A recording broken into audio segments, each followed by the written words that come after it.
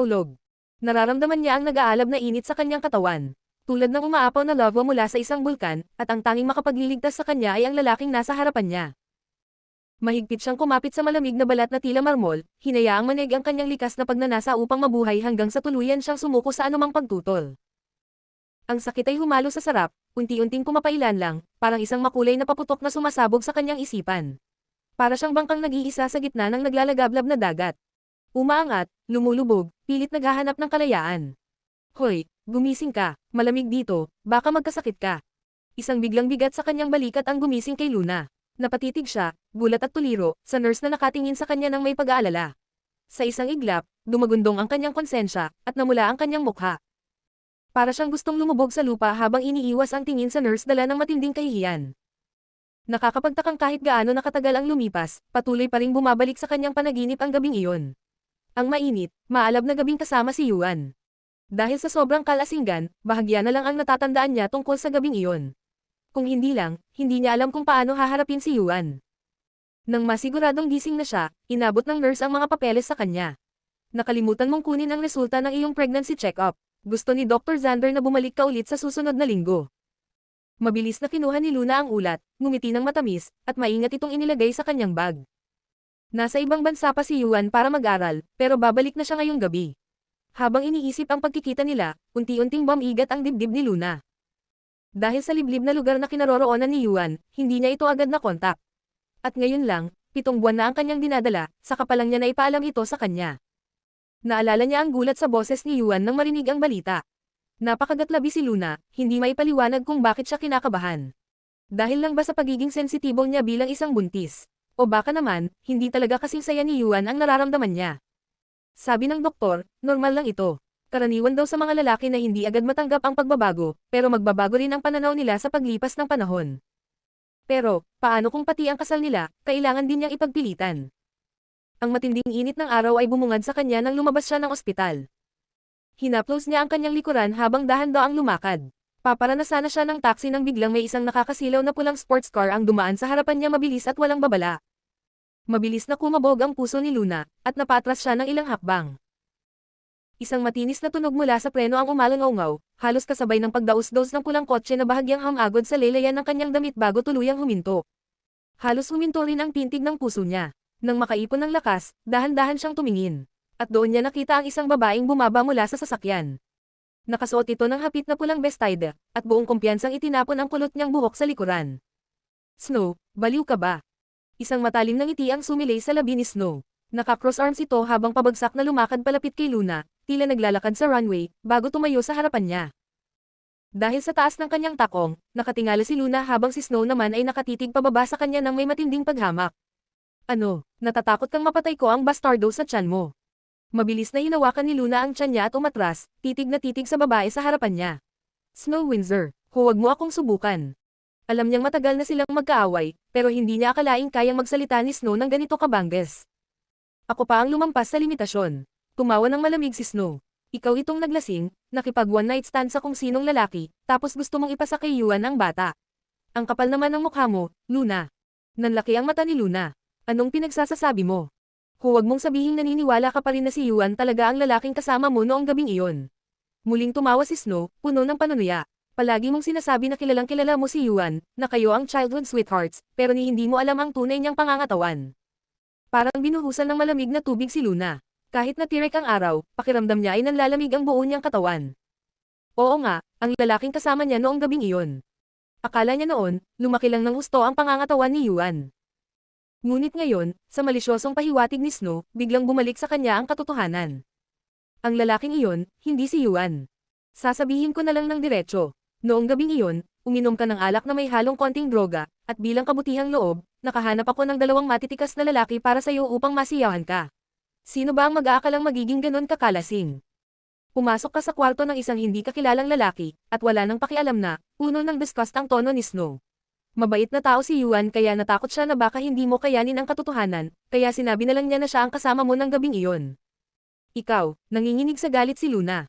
Hindi na siya nakapagpigil at hinawakan ang pulso ni Snow. Bakit mo ako ginanito? Bakit? Hindi pa ba sapat na pinahihirapan mo na ako noon pa? Nakataas ang kilay ni Snow sa galit at magtutulak na sana kay Luna, pero napansin ang presensya ni Yuan sa likuran ni Luna. Agad niyang binago ang tono, nagpakita ng maamo at malungkot na ekspresyon. Ate, alam kong mali ako. Kung gusto mong magalit at magsalita ng masama, sa akin ka na lang magalit, huwag kay Yuan. Natigil si Luna, at bago pa man siya makapagsalita, nakita niyang biglang bumagsak si Snow sa sahig, para bang siya ang nagtulak dito. Luna, anong ginawa mo? Isang matigas na tinig ang nagmula sa likuran niya. Nilinggan ni Luna at nagulat nang makita si Yuan Sullivan na may malamig na ekspresyon. Lumapit si Yuan at inalalayan si Snow. Snow, okay ka lang ba? Ang buong katawan ni Snow ay halos nakaangkla kay Yuan. Yuan, hindi ko sinasadya, alam kong mali ako. Ako ang may kasalanan at humihingi ako ng tawad kay ate. Tama na, ako na ang bahala sa lahat. Hinaplos ni Yuan ang balikat ni Snow at pinapasok siya sa kotse. Ipapaliwanag ko ang lahat kay Luna. Ang utak ni Luna ay mistulang walang laman. Pinanood niya si Yuan na lumapit sa kanya, at tinitigan ang kanyang mga labi habang nagsasalita. Habang nagpapaliwanag si Yuan, inisa-isa niya ang kanilang mga alaala bilang magkababata. Ang hirap na nararamdaman niya nang umibig siya kay Yuan, ang galit ng malaman niyang si Snow ang may pakana laban sa kanya, ang pagkabigla at pagkakasala ng malaman niyang buntis siya. Binanggit din ni Yuan kung paano niya tinanggap ang paghingi ng tawad ni Snow. At sa huli, sinabi niya, Luna, patawad, hindi kita kayang pakasalan. Hindi dahil sa nangyari noong gabing iyon o dahil sa bata, kundi dahil hindi ko kayang talikuran si Snow, at ayokong lokohin ang sarili ko at ang nararamdaman ko. Sa mga nakaraang buwan, sinamahan niya si Snow sa ibang bansa, at dahil araw-araw silang magkasama, naging mahirap para sa kanya ang maghiwalay sila. Kahit inamin nito na siya ang may kinalaman sa nangyari kay Luna upang hindi ito masaktan sa katotohanan ngunit sa puso niya, pinili na niya si Snow. Kaya nang malaman niyang buntis si Luna, hindi na siya nakatiis at agad pumunta sa pamilya ng Windsor upang ipaliwanag ang lahat sa kanilang mga magulang, at ipahayag ang katotohanan kay Luna. Kaya, Yuan, alam mo na pala na si Snow ang naglagay ng gamot sa inumin ko para sirain ang aking kalinisan. At para protektahan siya, sinabi mong ikaw ang kasama ko ng gabing iyon. Tinitigan ni Luna si Yuan na malamig at kalmado, para bang nawawala na ang kanyang kaluluwa. Luna, hindi sinasadya ni Snow. Bata pa siya, impulsive. Ano naman ako? Itinaas ni Luna ang ulo at tinitigan si Yuan, ang mukha ay puno ng pag-asa at pagkatalo. Naisip mo ba ako, kahit kaunti? Natahimik si Yuan, at matagal bago siya nag-abot ng kamay kay Luna. Mainit dito, umuwi na tayo. Huwag mo akong hawakan, itinulak ni Luna ang kamay ni Yuan, at bigla na lang siyang tumawa ng malakas. Hanggang ngayon, ramdam ni Luna na ang buhay niya ay parang biro. Upang makapiling si Yuan sa parehong lungsod, nilan niya lahat ng lakas niya sa pag-aaral upang makapasok sa West University. Upang mapasaya si Yuan, iniwan niya ang pangarap niyang maging aktres. Upang makapiling ang kanyang totoong pamilya, iniwan niya ang mga adoptive parents niya at bumalik sa Windsor family. Pilit na pinapalugod ang mga tinatawag nilang maharlikang tao. At sa huli, ang nakuha niya ay isang pangungusap, hindi ko kayang talikuran si Snow. Si Snow na nagnakaw hindi lamang ng kanyang pagkakakilanlan, at mga biological na magulang, kundi ngayon, pati ang kanyang minamahal. Si Snow ay bata pa, kaya't ang kanyang mga pagkakamali ay pwedeng patawarin. Sino na lang ang magiging responsable sa kanyang buhay? Hindi pa niya alam kung sino ang lalaking iyon noong gabing iyon. Hinahaplos ni Luna ang kanyang mukha, ang katawan ay nanginginig ng malakas, at nasa kailalimang bahagi na siya ng kalungkutan. Pinanood ni Yuan si Luna na maglakad patungo sa kalsada, parang wala sa sariling mundo. Itinapon niya ang sigarilyong hawak, at gustong habulin siya, ngunit nahawakan siya ni Snow sa manggas mula sa likod. Yuan, saan ka pupunta? At sa isang saglit ng pag-aalinlangan ni Yuan, narinig nila ang isang malakas na ingay. Si Luna, na naglalakad sa pedestrian lane, ay inihagis at bumagsak ng malakas sa lupa. Tulong, nabangga ang buntis. Sa nakakasilaw na liwanag, nakita ni Luna ang mga anino na gumagalaw at ang dalawang mukha na kinamumuhian niya. Ang sakit na naramdaman sa kanyang tiyan ay nagdulot sa kanya ng unti-unting pagkawala ng malay. Isang saglit, ang dugo sa kanyang noo ay pumasok sa kanyang mata. At ang mundo ay nalunod sa dilim. Kabanata 1. 5 years later. Sa Eaton Bar, sa isang madilim na pasilyo sa bakanteng itaas na palapag. Magdamag nang umiinom si Luna para makisama sa ilang mga investor. Sa tindi ng sakit ng kanyang ulo, gusto niyang makahanap ng tahimik at malinis na lugar para mahimasmasan. Pero hindi niya inasahan na susundan siya ni Jasmine Dean. Wala siyang nagawa kundi ipunan ang natitirang lakas niya upang harapin ito. Jas, may kailangan ka ba? Luna, gusto kong tanungin ka. Nagparehistro ka ba para sa audition ng lead role sa Land Under Heaven? Oo, bakit? Hindi ka pupunta bukas, mariing sinabi ni Jasmine. Kahit manager niya ito, mistulang ginagawa nito ang lahat upang pigilan siyang makuha ang papel na pinag-aagawan ng malalaking artista sa industriya. Hindi na nagulat si Luna. Tumaas lang ang kanyang kilay at kalmadong nagtanong, anong dahilan?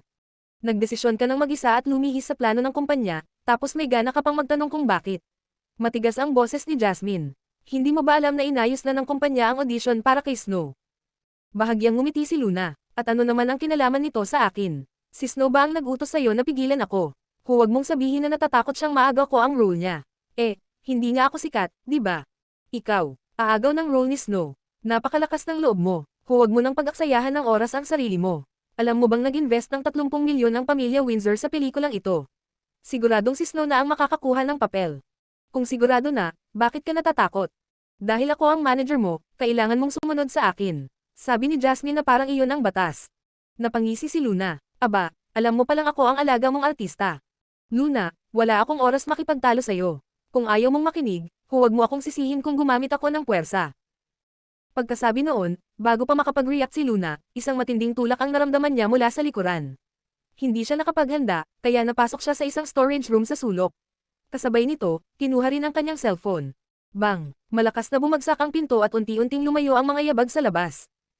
Alam niyang walang saysay ang sumigaw, kaya nanahimik siya. Dahan-daang umupo sa sahig habang nakasandal sa pinto, may malamig na ekspresyon sa mukha. Nang una siyang pumasok sa kumpanya, medyo maingat pa si Snow at pinapagawa lang siya ng mga papel ng kontrabida sa tulong ni Jasmine. Pero ngayon, lumalampas na ito sa linya. Ganoon na lang kadaling gumamit ng ganitong mababang klaseng taktika. Kung hindi niya makuha ang role na ito, wala siyang ibang pagpipilian kundi umalis sa Starlight Entertainment. Habang gulong-gulo ang isip niya, may narinig siyang mahina at pamilyar na tunog. Daga. Sinundan niya ang pinanggalingan ng tunog at napahinto. Sa likod ng isang stack ng mga kahon, may nakita siyang isang bata. Mga 4 o 5 taong gulang lang ito, makinis ang balat at mukhang isang maliit na porselanang rebulto. Mukha itong isang malambot na blonde, pino, maputi, at inosente. Ngunit sa kabila ng kanyang inosenteng mukha, nanginginig ito sa sulok. Nakatitig sa kanya gamit ang malalalim nitong mata na punong-puno ng pag-iingat at takot. Bakit may bata sa storage room ng isang bar? Sino bang matinong magulang ang magdadala ng bata sa ganitong lugar? Hey, little Bun, sino ka? Paano ka nakapasok dito? Tumakas ka ba? May nagsara rin ba sa'yo rito? Mahilig ka ba sa candy? Paulit-ulit siyang nagtanong, pero hindi sumagot ang bata. Sa halip, lalo lang itong nanginig, parang isang maliit na hayop na takot na takot. Napabuntong hininga si Luna. Bahala ka, wala naman siyang balak alamin pa ang sitwasyon ng bata. At kaya naman, nanatili silang tahimik sa magkabilang sulok ng madilim na silid. Biglang kumurap ang bombilya sa itaas nila. Sandaling lumiwanag, bago tuluyang namatay ang ilaw. Sa kadiliman, may narinig siyang mahinang tunog. Matapos makinig ng ilang segundo, napagtanto niyang tunog ito ng nangangatog na mga ngipin. Takot ka sa dilim. Huminto saglit ang tunog, bago lumakas palalo. Napangiti si Luna. Grave naman, ang duwag pala. Tumayo siya, pinagpag ang kanyang damit, at lumapit sa Little Bun. Ang Little Bun ay takot na takot sa kanya at napakaputla ng mukha. Ngunit hindi alintana ni Luna ang kanyang reaksyon. Umupo siya sa tabi ng bata at hindi gumawa ng anuman, agad na pinaikit ang kanyang mga mata at natulog. Magdamag siyang pinilit ng kanyang manager na si Jasmine na sumama sa mga tao at mag-inom. Ngayon, halos pumutok ang kanyang ulo sa sakit. Matapos ang ilang oras, nagising si Luna at nakaramdam ng init sa gilid ng kanyang binti. Nang tingnan niya ito, nakita niyang nakayakap ang Little Bun sa tabi ng kanyang binti, at hawak pa nito ang dulo ng kanyang short. Hindi napigilan ni Luna na ngumiti. Noong nasa probinsya pa siya, may alaga siyang pusa. Napakaitim ng kutis at takot na takot sa tao. Tumatalon ito palayo sa kahit sinong tao. Pero, kapag hindi mo ito pinansin, magaan ang loob at tinitingnan kang hindi banta. At kapag nangyari yon, aakitin ka nito at dahan-daang lalapit, minsan pa nga ay hihiga sa iyong kandanggen. Parang ganito ang Little Bun. Kapag iniisip niya, nagmistulang pusa ang bata sa mga mata niya. Ngumiti si Luna at para bang may kasamang kilig. Hindi napigilan ang sariling mag-abot ng kamay at himasin ang malambot nitong ulo. Ngunit sa isang dako ng paghipo, napansin niyang parang may kakaiba. Bakit ang init ng noo nito? May lagnat ka ba? Ang nararamdamang alalahanin ni Luna ay mas tumindi, hindi siya pwede magtagal dito, at si Jasmine ay siguradong iiwan siya dito hanggang matapos ang audition bukas. Kung hindi mabigyan ng pansin ang bata at magpatuloy ang lagnat nito, magiging delikado. Habang naiisip ang oras, napansin niya na may kakaibang liwanag sa kwarto. Nawala na ang ilaw dahil nasira ang bombilya, pero may liwanag na patuloy na pumapasok sa maliit na bintana. Tumangala siya at nakita ang isang maliit na skylight na nagbibigay liwanag. Pinagmasdan ni Luna ang paligid ng storage room at nang makita ang isang hagdang-hagdang palete, agad itong nilapitan. Little Bun, halika, tutulungan kita. Tumugon ang bata at ngumuso, ngunit mariin itong tinanggihan sa pamamagitan ng pag-shake ng ulo. Naintindihan ni Luna ang ibig sabihin ng bata, ngunit ngumiti at pinisil ang pisngi nito. Tapat ka rin pala, gusto mong magdusa kasama ko. Kung ikaw ang makakalabas, maghanap ka ng tulong para sa akin. Tumingin pa si Luna sa bata, ngunit nang makita niyang nag-aalangan ito, binuhat na niya ito at itinulak sa hagdang-hagdan. Bilis, kung lalaki ka, huwag kang mag-atubili. Ako ang bahala sa ilalim. Pagkatapos ng ilang saglit, sa wakas ay nailabas din ang bata. Ngunit sa kabila ng tagumpay na iyon, nakaramdam si Luna ng matinding pagkahilo. Nang mawalan ng lakas, nawalan siya ng kontrol at nahulog mula sa hagdang-hagdan. Habang tumitingin mula sa gilid ng bintana, nakita ng Little Bun ang nangyari. Sa unang pagkakataon, nakita niya ang takot na umakyat sa mukha ng bata, mula sa dating walang buhay na hitsura nito, nag-iba ang anyo ng bata na puno ng pangamba. Habang pilit tumatayo ni Luna, naisip lang niyang sabihin, "Go." Sa ilalim ng liwanag ng mga bituin, ang mukha ni Luna ay mapatla at malupit na parang basag na salamin, ngunit hindi pa rin matitinag ang kagandahan nito. Lalo na ang mga mata niyang naglalaman ng buhay at kislap ng mga bituin sa langit. Hindi na siya ang dating batang babae sa probinsya na mahina at hindi na siya ang ugly duckling. Ngunit anong silbi nun ngayon? Napangiti siya, ngunit sa ilalim ng ngiti ay may pait na pananaw. Bago mangyari ang kanyang paghihiganti, dito siya mamamatay. Ngunit bago siya mamatay, at least nakatulong siya sa bata. Kung hindi namatay ang kanyang anak noon, siguro ganito ang edad nito. Matapos ang ma-accident ng kotse, 5 taon ang nakalipas. Dahil sa kahihiyan, ipinadala siya ng pamilya Windsor sa isang universidad sa Amerika na tumatanggap ng mga anak ng mayayaman na magulo ang buhay, iniwan siyang mag-isa para magtaguyod ng sarili. Nag-withdraw siya mula sa universidad at nag-aral sa University of South California, halos mabaliw sa paghahangad ng lahat ng klase ng kaalaman. Dahil gusto niyang talunin si Snow, at ibalik ang lahat ng nawala sa kanya. At ang pinakamahalaga, ang pag-arte, iyon ang pinakamalaking pangarap ng buhay niya. Pagbalik niya sa bansa, gamit ang mukha at solidong kasanayan sa pag-arte, nahanap siya ni Jasmine Gin, at pumasok sa pinakamalaking kumpanya sa industriya, ang Starlight Entertainment. Dapat sana'y maliwanag ang kanyang hinaharap, ngunit sinundan siya ni Snow at ginagamit si Jasmine para gulangan siya at pigilan siya mula sa lahat ng direksyon.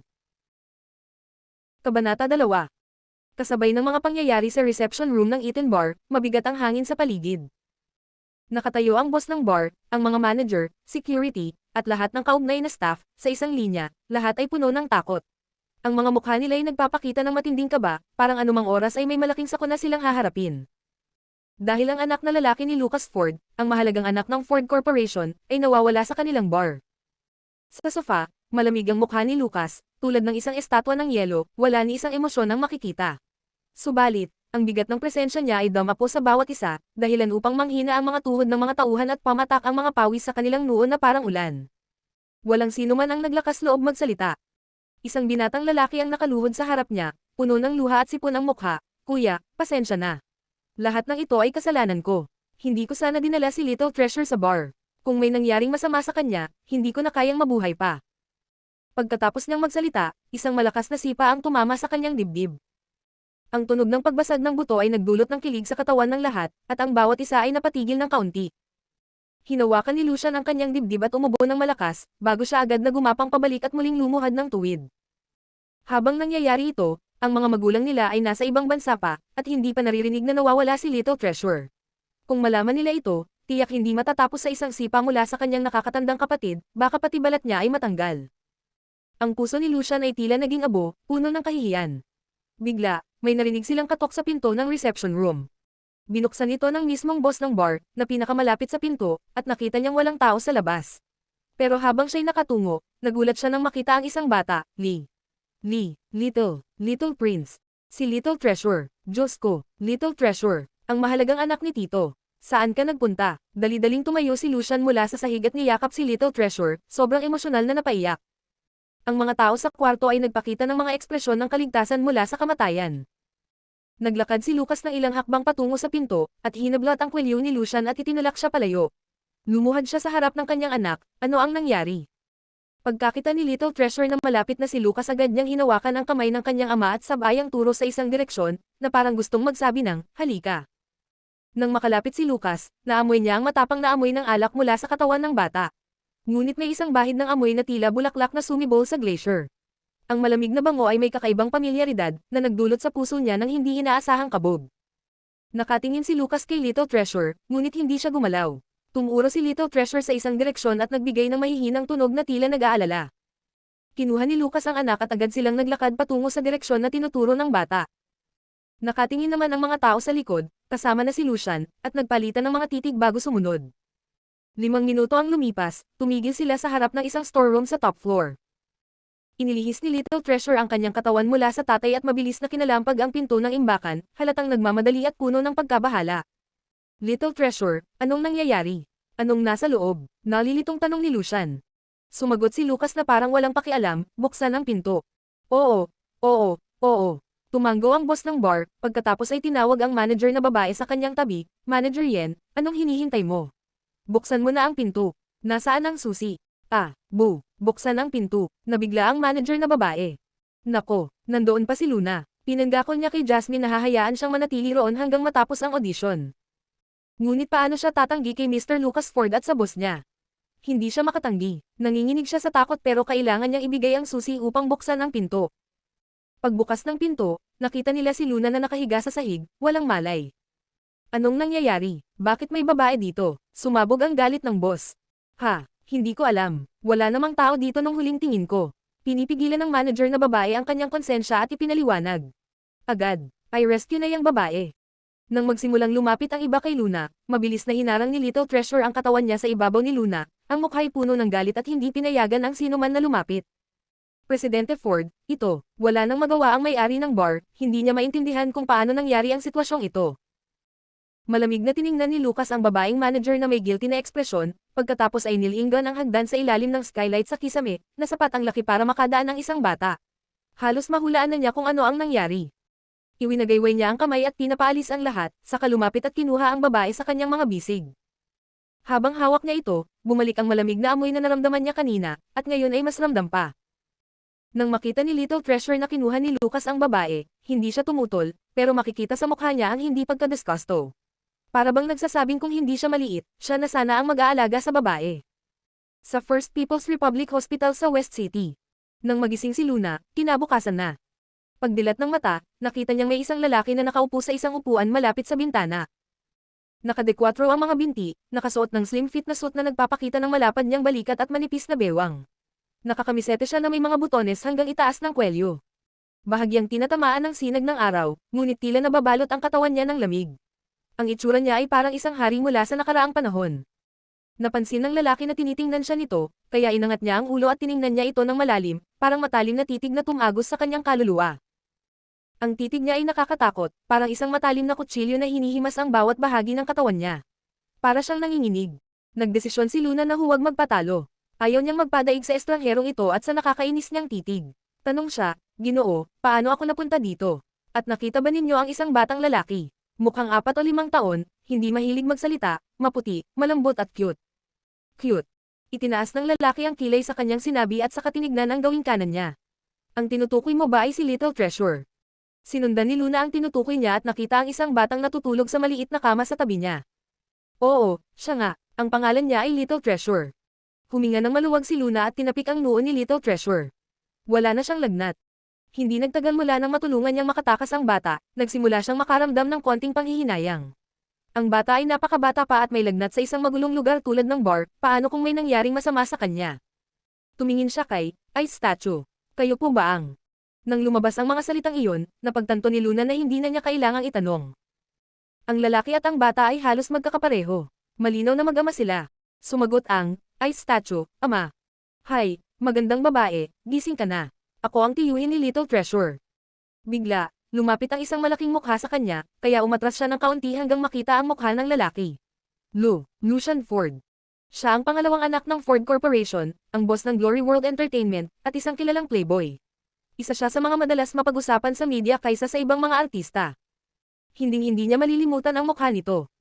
Kung ang Ice Statue ay ama ni Little Treasure, at si Lucian ay tiyuhin ni Little Treasure. Ibig sabihin ay ang Ice Statue ay si Lucas Ford, ang nakatatandang kapatid ni Lucian Ford. Si Lucas Ford ay isang kilalang tao sa Central City, parang isang hari na walang korona. Kaya pala, ang batang nailigtas niya ay ang misteryosong anak ni Lucas Ford, ang sikat na gintong prinsipe. Kabanata 3. Pinagmasdan ni Lucas ang babaeng nakahiga sa kama, waring sinusuri kung totoo ba ang pagkagulat sa kanyang mukha. Matapos ang matagal na katahimikan, tila napaniwala rin siya na hindi alam ni Luna ang tungkol sa pagkakakilanlan ni Little Treasure. Sa wakas, nagsalita siya ng malamig, "Anong pangalan mo?" "Ha, ano, Luna Windsor." Tumanggo lamang ito at muling nagsalita na ikinabigla ng husto ni Luna. "Anong kahilingan mo?" "Ha, anong hiling? Hindi mo ari ni Luna kung saan nanggaling ang tanong na iyon. Gusto kang pasalamatan ng kapatid ko sa pagsadyap mo kay Little Treasure.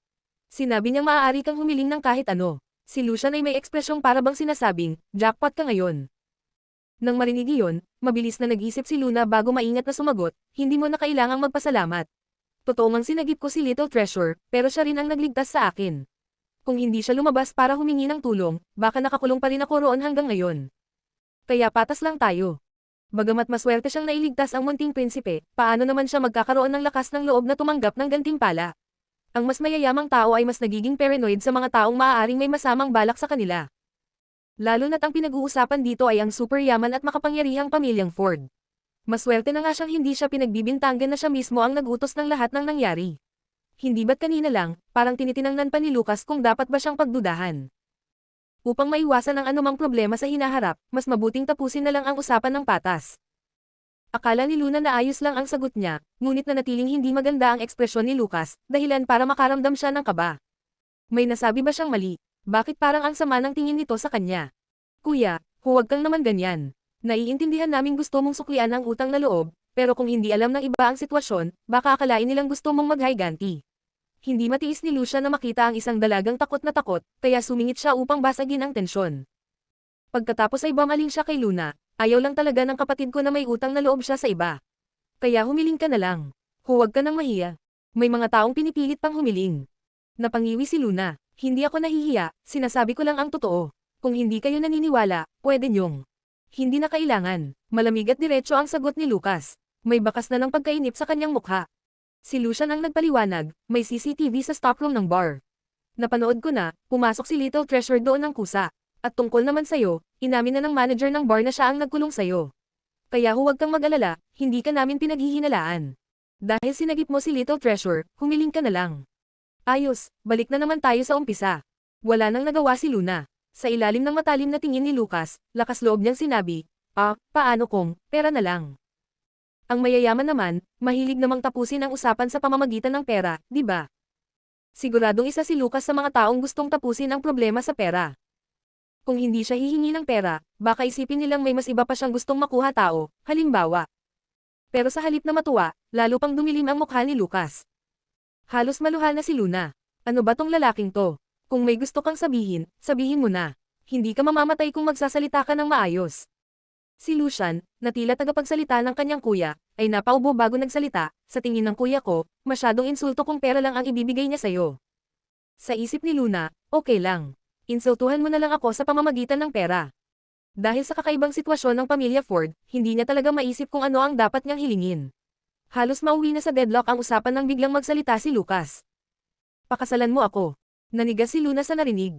Ilang segundo siyang tulala bago halos mabilawkan sa sariling laway, "Ha? Anong sinabi mo?" Nang sa wakas ay maibalik niya ang hininga niya, agad niyang nilinggan si Lucian na parang nagmamakaawang tulungan siyang intindihin ang sinabi ng kapatid nito. Pero sa pagkakataong ito, hindi lang siya ang nagulantang maging si Lucian ay natulala rin. "Kuya, anong ibig mong sabihin? Kahit ako hindi ko kayang maintindihan ang sinabi mo." Biglang nagliwanag ang isip ni Luna. Halos hindi makapaniwalang nagtanong siya, "Huwag mong sabihin gusto mong suklian ang ginawa ko sa pamamagitan ng pagpapakasal sa'yo dahil sinagip ko ang anak mo." Bahagyang tumanggo si Lucas. Matapos mag-isip ng sandali, idinagdag niya, "Pwede mong tingnan sa ganoong paraan."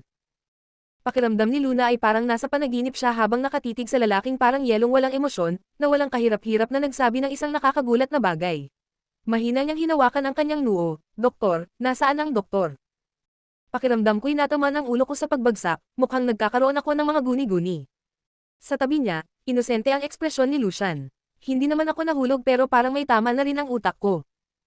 Sa sandaling iyon, gaano man katibay ang puso ni Luna matapos malampasan ang di mabilang na pagsubok, hindi niya matanggap ang realidad sa harap niya. Isang maliit na bata lang ang iniligtas niya, at ngayon gusto siyang bayaran ng ama nito gamit ang sarili niyang katawan.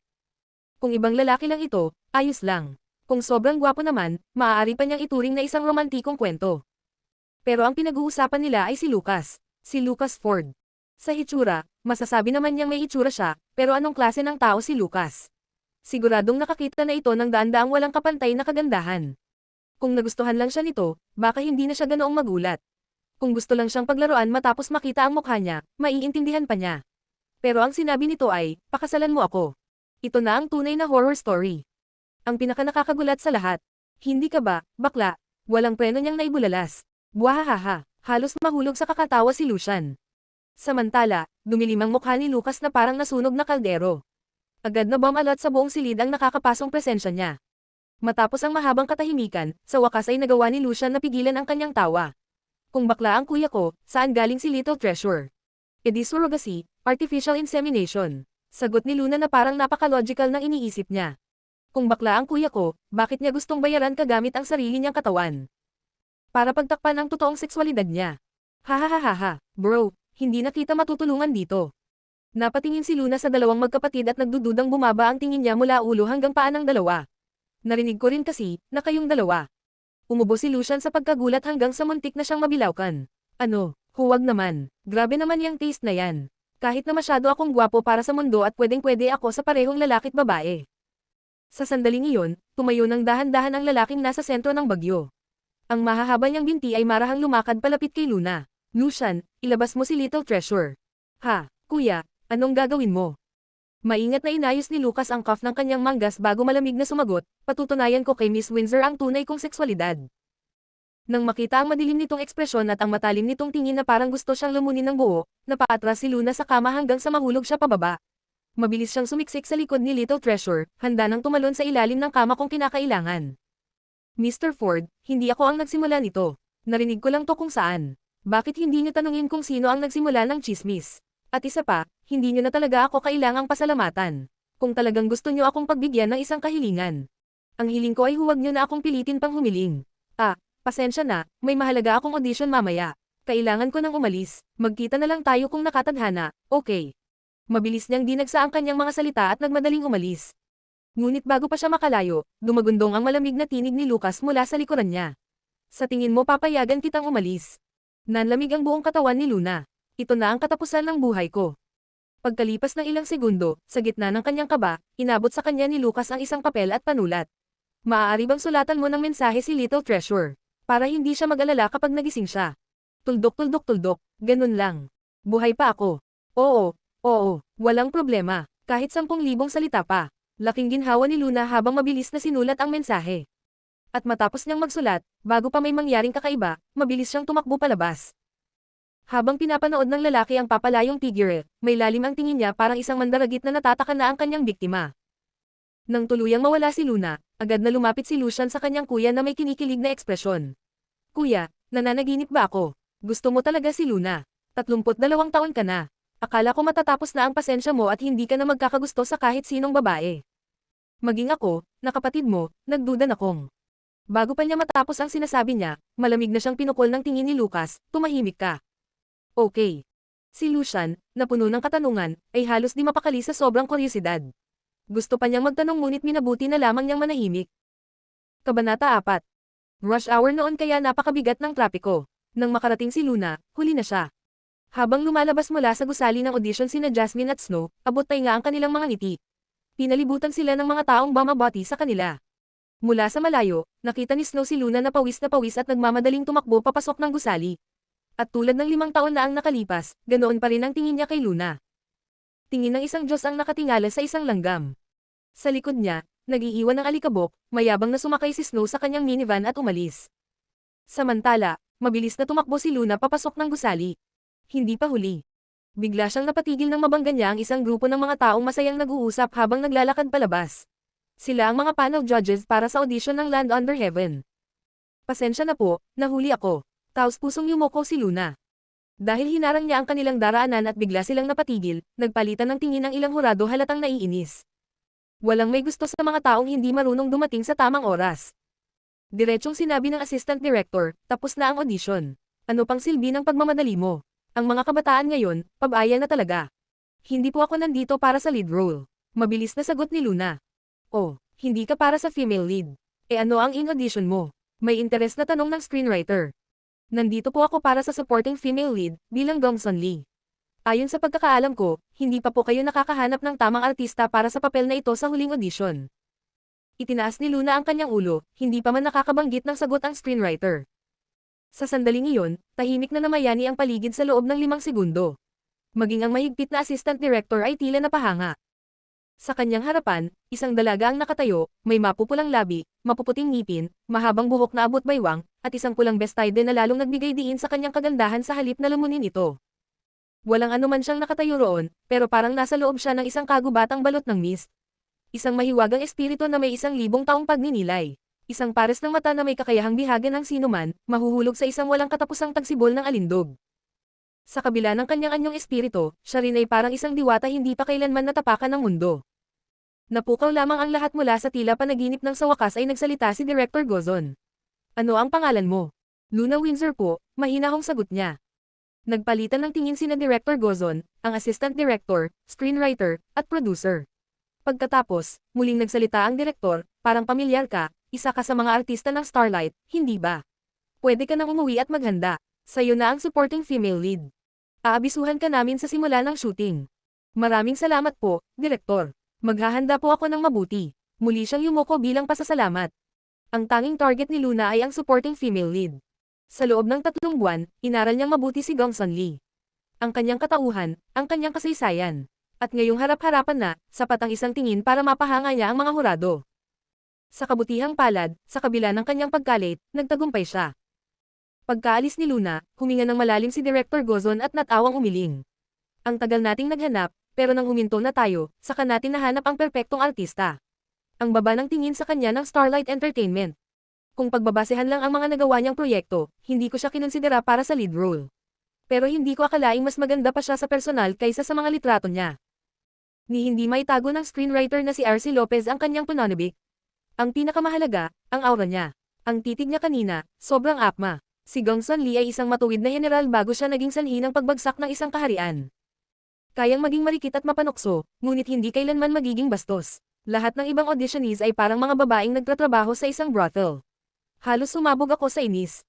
Haha, huwag kang magalit, natatawang sabi ng producer. Sa wakas, nahanap na natin ang Gongsun Lee na matagal na nating hinihintay.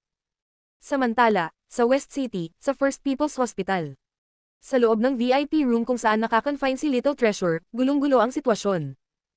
Ang maliit na bata ay nakaupo sa gilid ng bintana, nakayapak, at umiiyak ng ubod lakas. Kahit anong pilit ng mga doktor at nurse na kumbansihin siya, hindi siya bumababa. Si Lucia naman, animoy isang tanga na sinusuyo ang bata na parang pinakamamahal na prinsepe.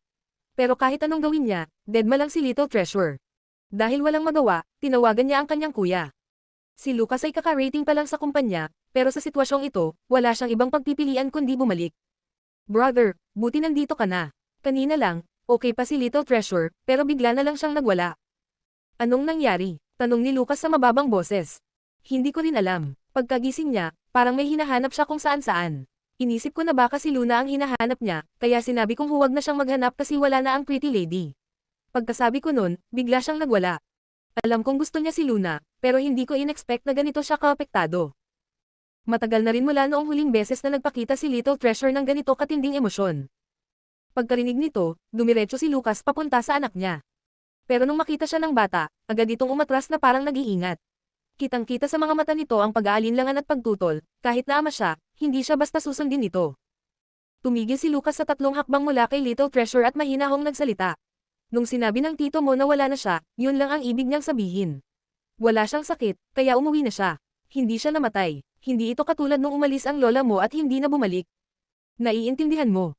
Kapag sa ibang tao, hindi ganito kahaba ang pasensya ni Lucas, pero kapag kay Little Treasure, handa siyang magpaliwanag ng maayos. Halos malaglag ang panga ni Lucian. Are you kidding me? 3 salita lang sinabi ko, wala na siya, tapos kung ano-ano na ang inisip niya. Si Milan mismo kasi ang nakakita kay Luna nang mahulog ito, kaya natural lang na matakot siya. Dahil sa stress, hindi na nakakapagtakang maling akala ang pumasok sa isip niya. Pagkarinig sa paliwanag ng ama niya, tumigil saglit si Little Treasure sa pagwawala. Pero hindi pa rin siya gumalaw. Yumuko lang at nagkulubong sa may bintana. Nakita ito ni Lucas kaya inilabas niya ang isang maliit na papel. She left this for you. Gusto mo bang basahin? Biglang gumalaw si Little Treasure, parang may na-trigger. Agad siyang tumangala at iniunat ang maliit niyang braso, senyales na gusto niyang buhatin siya ng ama. Hindi nakakibuang sina Lucas at Lucian sa inaste ng bata, pati na ang mga doktor at nurse na naruroon at pinaninod lamang ang kanilang ginagawa. Nagkandaubos na ang energy nilang lahat sa pagpapakalma sa bata, tapos isang pirasong papel lang pala ang katapat. Dati, inisip ni Lucas na hindi na kailangan yung note ni Luna, pero ngayon, fully convinced na siya. Binuhat ni Lucas ang anak at dinala ito sa sofa. Pagkaupo, iniabot niya ang papel sa bata. Mabilis itong kinuha ni Little Treasure. Marunong na siyang magbasa kaya walang kahirap-hirap niyang naintindihan ang sulat. Darling, thank you for saving me. You're amazing. Mua. Pagkabasa niya nito, lalo na yung maliit na pusong iginuhit sa dulo, kumislap ang mga mata niya. May bahagyang pamumula rin sa kanyang pisngi. Kahit sinubukan niyang pigilan, hindi niya napigil ang ngumiti ng kaunti. Ang cute niyang tingnan. Nanlaki ang mata ni Lucian, parang nakakita ng multo. What the? Ngumiti siya. Hindi ko na maalala kung kailan ko siya huling nakitang ngumiti. Ano bang isinulat ni Luna? Sinubukan niyang sumilip, pero mabilis na itinago ni Little Treasure ang papel, parang kayamanang hindi pwedeng makita ng iba. Pero kahit sandali lang niyang nakita, sapat na para malaman ni Lucian na simpleng note lang yun, pero nagawa nitong mapasaya ng ganito si Little Treasure. Ibang klase si Luna. Tahimik lang na pinanood ni Lucas ang anak at may bahagyang ngiti sa labi. Kinahapunan, pagkagising ni Little Treasure, agad siyang dinala ni Lucas pauwi. Ipinagpaliban din niya lahat ng trabaho niya sa kumpanya para manatili sa tabi ng anak. Kinagabihan, sa Platinum Palace, Villa No. 8. Tahimik at malamig ang atmosphere sa loob ng malaking bahay. Sa dining table, magkatapat ang mag-ama. Parehong seryoso, parehong walang emosyon. Eat your food, aniya sa anak. Nagbingi-bingihan lang si Little Treasure. I'm saying this for the last time. Wala pa ring reaksyon ng bata.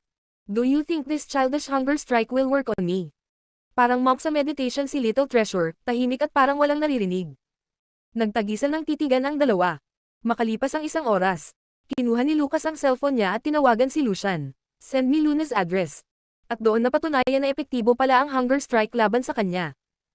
As expected, mabilis nag-reply si Lucian at agad na ipinadala ang address ni Luna. Sinamahan pa ng isang mahabang text na puro chismis, pero dinad mo lang ito ni Lucas. Bago pa siya makalabas, nakita siya ni Little Treasure na kinuha ang kanyang jacket at car keys. Agad na sumunod ang bata, hakbang-hakbang sa tabi niya. Napabuntong hininga si Lucas at binuhat ang anak. Sa mababang tinig, nagbigay siya ng babala. There won't be a next time. Kabanata 5. Ang unang ginawa ni Luna, pagka-uwi sa bahay ay matulog muna para mabawi ang mga oras ng tulog na nawala. Pagkagising niya, pumunta siya sa supermarket. Bumili siya ng mga sangkap at side dishes, pati na rin beer para sa hotpot. Matapos ang unang laban, maghahanda siya ng hotpot bilang selebrasyon sa bahay. Ngunit, ang kumain ng hotpot mag-isa ay parang pinakamalungkot na bagay na maaari niyang gawin. Pero sanay na siya, dahil mas madalas siyang mag-isa nitong mga nakaraang panahon. Habang nagsisimula na siyang magluto, may kumatok sa pinto. Sino kaya ang bisita niya sa ganitong oras? Nagulat si Luna at nagduda, kaya nang binuksan ang pinto, nakita niyang si Lucas ang nakatayo sa labas, nakasuot ng eleganteng western suit, at may dark outer coat. Nasa mga bisig niya si Little Bun, at hawak niya ang isang makulay na basket ng prutas. Anong klaseng kakaibang kombinasyon ito? Mr. Ford, natutulala na tanong ni Luna, bakit kayo nandito? Mayroon ba kayong kailangan? Sumagot si Lucas sa isang mahinang tinig, sick visit. Sick visit. Bakit dumating siya ng ganitong oras, at kasama pa si Little Bun?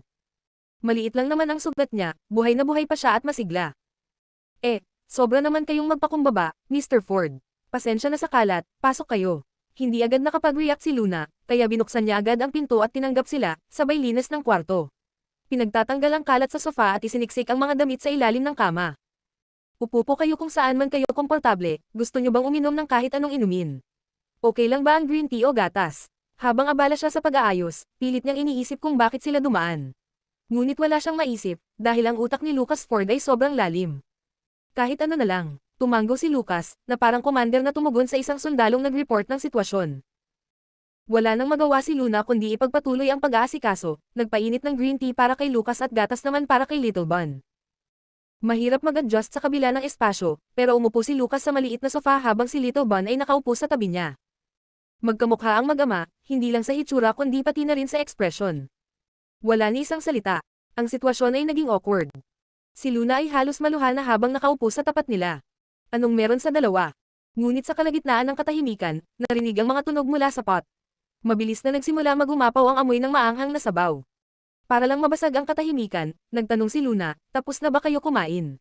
Gusto niyo bang mag-hotpot na lang? Sabay na tayo. Okay, walang emosyong sagot ni Lucas. Tumango si Little Bun. Napatulala si Luna sa sagot ng dalawa. Nagpa-courtesy lang siya, tapos bakit parang ang dali nilang pumayag? Si Lucas Ford ay CEO at si Little Bun ay isang batang mayaman. Sigurado si Luna na nakatikim na sila ng lahat ng klaseng masasarap na pagkain. Bakit pa sila magpupunta dito para kumain ng hotpot sa isang simpleng bahay? Medyo nahihiya si Luna sa simpleng pagkain na inihanda. Pero since nasabi na niya, wala siyang magagawa kundi imbitahan sila sa hapagkainan at magdagdag ng 2 pares ng kubyertos. Yung soup na binili ko medyo maanghang, okay lang ba sa inyo? Tanong ni Luna. Okay lang, sagot ulit ni Lucas at tumango lang ulit si Little Bun. Okay, kaya't pinagsama na nila ang mga sangkap at nagsimula na silang mag-hotpot. Hindi kumain ng marami si Lucas, siya ang nagluluto para sa kanila. Si Little Bun, sa kabilang banda, ay mahilig sa maanghang, kaya patuloy lang sa pagkain kahit na namamanhid na ang dila sa anghang. Napaisip si Luna, masama ba para sa bata kung sobra siyang kakain ng maanghang? Baka magka-problema pa siya kung may mangyari kay Little Bun. Hindi siya ganun ka-delicate, inisip ni Lucas na hindi ito isang malaking problema. Nagtigil na si Luna sa pag-aalala at tinuloy na lang. Pagkatapos ng ilang minuto ng katahimikan, nagsalita si Lucas, anong nangyari sa audition mo? Nagulat si Luna at tumigil saglit bago sumagot. Medyo smooth naman, kaya hotpot ang ginawa ko bilang selebrasyon.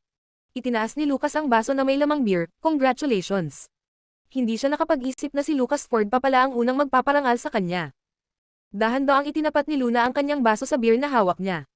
Isang ngiti na mula sa kaibuturan ng kanyang puso ang sumilay sa kanyang mukha. Salamat. Sa sandaling lumitaw ang ngiti ng dalaga, bahagyang nayanig si Lucas. Tumingin si Luna kay Little Treasure na nasa tabi niya. Lalo na kay Little Treasure, sobrang nagpapasalamat ako. Kung hindi dahil sa kanya, hindi ako aabot sa audition sa tamang oras. Halika rito, darling, cheers tayo. Tumingin si Little Treasure sa kanyang baso ng gatas, pagkatapos ay sa beer ni na Luna at daddy niya. Bagamat may alinlangan, sa huli ay itinaas niya ang kanyang baso at nakipag-toast kay Luna. Pagkatapos, nilagok niya ng isang bagsakan ang natitirang gatas. Hindi napigilan ni Luna ang matawa sa kanyang seryosong hitsura. Para siyang batang marunong nang gayahin ng isang matanda na naglalasing. Habang kumakain, tumayo si Lucas at lumabas sa balkonahe upang sagutin ang isang tawag. Dali-daling lumapit si Luna kay Little Treasure at inabot ang kanyang beer. Hehe, curious ka sa lasa, sige na, tikman mo habang wala pa ang daddy mo. Pero isang maliit na higop lang, ha? Biglang kumislap ang mga mata ni Little Treasure na parang mga bituin sa madilim na langit. Dahan-dahan niyang inilapit ang baso at maingat na sumimsim. Kahit hindi niya nagustuhan ang lasa, hindi maitatangging masaya siya. Pagbalik ni Lucas, agad umayos ng upo si Luna na parang walang nangyari. Si Little Treasure naman ay mas profesional pa. Tahimik niyang ininom ang natitirang gatas, walang kahit anong reaksyon sa mukha. Mukhang walang napansin si Lucas, pero isang bahagyang init ang dumaan sa kanyang mga mata habang bumalik siya sa hapagkainan na may normal na ekspresyon. Magaganda ang mga gana nilang tatlo, at sa kabila ng dami ng sangkap na binili ni Luna, naubos nila ang lahat. Naisip na ni Luna na oras na para umuwi ang dalawa dahil medyo gabi na. Pero biglang kumidlat sa labas, sinundan ng malalakas na dagandong ng kulog at malalakas na bagzo ng hangin. Nakita niya kanina sa weather forecast na may paparating na malakas na ulan at bagyo ngayong gabi. Habang nakatitig sa malakas na ulan sa labas ng bintana, hindi maiwasang magpakita ng pag-aalala sa mukha ni Luna. Napatingin sa kanya si Little Bun at Lucas. Dahil sa mga titig nilang dalawa, wala na siyang nagawa kundi ang magsabi, mukhang delikado na bumiyahe pa uwi ng ganitong oras, lalo na't kasama mo si Little Treasure. Baka gusto niyo munang manatili rito ngayong gabi. Formal lang ang alok ni Luna, dahil sigurado siyang hindi iyon tatanggapin ni Lucas. Pero ang kinalabasan. Okay, sagot agad nito. Tumango si Little Bun. Ha, bakit sila pumayag ulit? Masyadong madali kausap si Lucas. Bakit parang kanina pa sila naghihintay na sabihin niya iyon? Pakiramdam ni Luna ay mababaliw na siya. At ganoon nga, nanatili sina Lucas at Little Treasure sa kanyang apartment. Ang unit na ibinigay ng kumpanya sa kanya ay hindi naman kalakihan, may isang sala at isang silid-tulugan lang. Kaya naman, naging isang problema ang sleeping arrangements. Ako na lang sa sala ngayong gabi. Mr. Ford, okay lang ba sa'yo na matulog kasama si Little Treasure sa kwarto ko? Palitan ko lang muna ang bedsheet. Hindi, ako na lang sa sala. Ikaw ang matulog kasama si Little Treasure sa kwarto, sagot ni Lucas sa isang tonong hindi tatanggap ng pagtutol. Pakiramdam ni Luna ay siya mismo ang naghuhukay ng sarili niyang libingan. Hindi lang niya inimbita si CEO Ford sa isang simpleng hotpot, ngayon pinatutulog pa niya ito sa sala. Kung si Lucas lang ang nandito, hindi na niya ito papayagang manatili. Lalo na matapos ang sinabi nito noong nakaraang araw, at ang ideya na silang dalawa lang ang magkasama sa ilalim ng iisang bubong. Pero dahil kay Little Bun, wala siyang magawa. Masyadong delikado para sa isang bata ang bumiyahe sa ganitong panahon. At technically, hindi naman sila, magkasama lang dalawa, nandito naman si Little Bun, tama. Kaya't wala na siyang nagawa kundi tanggapin ang sitwasyon. Tingnan ko kung may mahahanap akong damit na pamalit para sa inyo.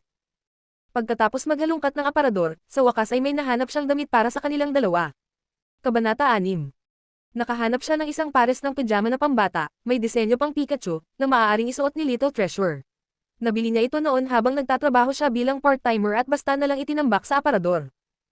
Mas naging madali ang paghahanap ng damit para kay Lucas dahil may naiwan pang ilang piraso ng damit ang nakababatang kapatid niya.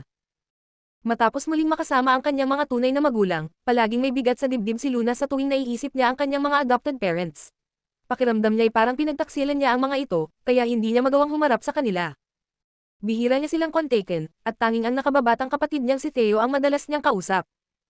Pagkatapos makahanap ng damit, bumalik siya sa kwarto upang kumuha ng bagong bedsheet at punda ng unan. Masyadong maliit ang sofa sa sala para maunat ng maayos ni Lucas ang kanyang mahahabang binti. Ang tanging nagawa niya ay ilagay ang isang bangkito sa dulo nito upang madagdagan ang haba ng pansamantalang higaan. Wala naman siyang dapat ipag-alala kay Little Treasure. Pagkatapos maligo, isinuot nito ang cute na pijama at kusa ng dumiretso sa kama para mahiga. Matapos maligo at magpalit ng mas konserbatibong pijama, lumabas si Luna at siniguradong maayos ang kanyang hitsura. Mr. Ford, good night. Tawagin mo na lang ako kung may kailangan ka. Manam, sagot ni Lucas habang hindi na ipirmi ang tingin kay Luna. Sa ilalim ng liwanag, ang bagong polygon dalaga ay tila nagdadala ng kakaibang ningning. Wala naman siyang suot na espesyal. Isang simpleng pijama lang, at nakapusog pa ang buhok. Ang mukha niya'y walang kahit anong kolorete, at ang kanyang makinis na balat ay may bahagyang pamumula dahil sa init ng paliligo. Alam niyang sinadyang maging maingat ni Luna sa pagpili ng suot. Walang anuman sa kanyang itsura ang maaaring ituring na hindi angkop. Ngunit sa loob ni Lucas, isang bagay ang hindi niya maipaliwanag. Napagtanto niyang may isang partikular na bahagi ng kanyang katawan na unti-unting nagigising. Pagpasok ni Luna sa kanyang kwarto, agad niyang napansin ang isang munting nilalang na nakahiga sa kanyang kama. Napangiti siya, at biglang gumaan ang kanyang pakiramdam. Marami nang nangyari mula kagabi na hindi niya inasahan. Matulog ka na, aniya habang pinatay ang ilaw sa kisame, iniwang nakabukas lang ang lampshade sa tabi ng kama. Mahinahon siyang humiga sa tabi ni Little Bun. Kumurap-kurap si Little Bun, halatang wala pang balak matulog. Napahawak si Luna sa kanyang noo. Mukhang may mga batang hindi nakakatulog nang hindi binabasahan ng kwento. Napangisi siya ng bahagya, hindi ako marunong magkwento, paano kung kantahan na lang kita? Biglang nagningning ang mata ni Little Bun at agad na tumango. Kaya dahan-daang hinaplos ni Luna ang likod ni Little Bun at marahang nagsimulang umawit. Sa init at lamig ng bawat umaga, nananatili akong iyong kasama. Tahimik na tanaw ang oras na dumaan. Habang puso'y iyong pinapakinggan. Sa hanging malamig, daong naligas. Sumasabay sa tibok na maingat. Sa pagitan ng tuwa at pangungulila. Isang ngiti ang di may pinta. Nais kong maging naibeng kay puti. Bumabagsak ng dahan-dahan sa pisngi. Isang dampi sa pusong payapa. Sa yakap ng panahong nagbabago't lumilipad. Sa walang hanggang saya at pag-ibig. Umaalon ang damdaming matalik. At sa bawat ikot ng mundong kay Liko. Mananatili akong naririto.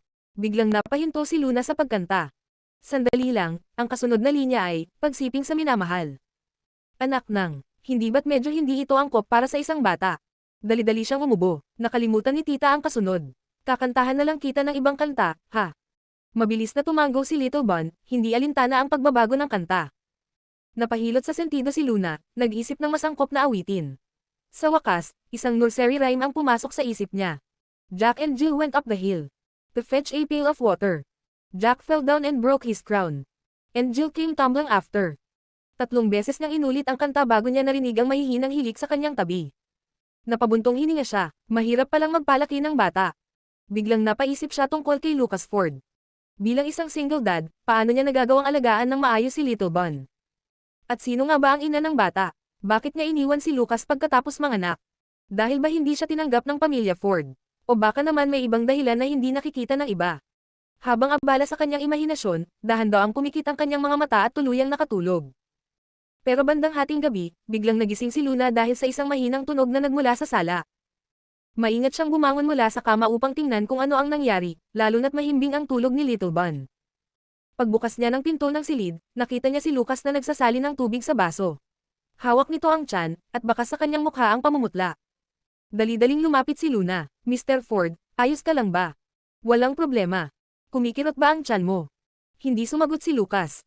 Dahil doon, nakumpirma ni Luna na tama ang hinala niya. Hindi niya alam kung ano ang dahilan kung bakit sumakit ang tiyan ni Lucas. Marahil sa maanghang na pagkain pero bakit niya pa rin ito kinain? Siguro dahil sa maanghang na hotpot na kinain mo. Hinti ka lang saglit, kukuha ako ng gamot sa tiyan. Sa kabutihang palad, may ilan siyang nakahandang mga first aid na gamot sa bahay. Mabilis siyang bumalik dala ang gamot. Dapat mong inumin ang 2 gamot na ito. Salamat. Kinuha ni Lucas ang mga gamot na nasa palad niya. Bahagyang dumampi ang malamig nitong daliri sa kanyang balat. Isang dampi na parang dumaan sa mismong puso niya, dahilan upang biglang lumambot ang kanyang tuhod. Sa tahimik na gabi na binabalot ng hangin at ulan, napakadaling mawalan ng kontrol kapag may ganitong uri ng kagwapuhan sa harapan mo. Dali-daling pinagalitan ni Luna ang sarili hanggang sa kumalma ang kanyang puso. Habang tinitingnan niya si Lucas na umiinom ng gamot, hindi muna siya umalis. Hindi kasi magalang kung basta na lang siyang aalis. Kumusta? Medyo gamaan na ba ang pakiramdam mo? Kailangan ba nating pumunta sa ospital? Pasensya na, hindi ko alam na hindi mo pala kayang kumain ng maanghang. Ang totoo, ang inaalala niya kanina ay si Little Bun. Pero sa huli, si Lucas pa ang nagkaproblema. Anong klaseng irony ito? Huwag kang mag-alala, matagal na itong sakit ko, sagot ni Lucas. Maya-maya, sa katahimikan ng gabing iyon, bigla siyang nagsalita. Ang dahilan kung bakit kami nandito ngayong gabi ay dahil gusto kang makita ni Little Treasure. Napakunot ang noo ni Luna. Gusto akong makita ni Little Treasure. Matapos ang nangyari sa warehouse, labis siyang natakot. Kaya simula noon, sobrang naging malapit siya sa'yo. Napansin ni Luna na sa tuwing kasama ni Lucas si Little Treasure, o kapag pinag-uusapan ang bata, unti-unting lumalambot ang malamig at matigas na aura nito. Hindi na ito kasing nakakatakot tulad kanina. Kaya pala, tumanggo siya bilang sagot. Sa ganitong uri ng gabi, madaling bumaba ang depensa ng isang tao. Kaya naman hindi niya napigilan ang sarili na itanong ang bagay na matagal nang bumabagabag sa kanya. Pasensya na sa pangungulit, pero, hindi ba talaga marunong magsalita si Little Treasure? Hanggang ngayon, hindi pa niya naririnig na magsalita ang bata. Tumanggo at umiling lang ito sa tuwing may nais iparating.